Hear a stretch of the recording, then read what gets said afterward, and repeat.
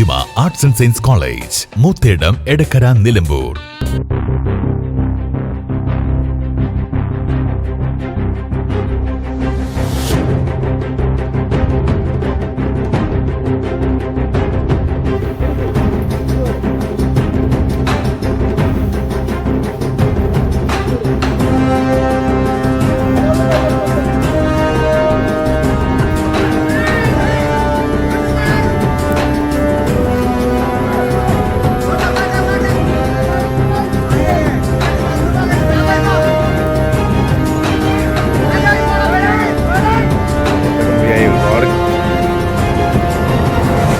നിലമ്പൂർ കരുളായി പാലാങ്കര പാലത്തിന് സമീപം കിണറ്റിൽ വീണ കാട്ടാനയെ രക്ഷപ്പെടുത്തി വനം വകുപ്പ്. ഇന്നലെ രാത്രിയാണ് കാട്ടാന കിണറ്റിൽ വീണത്.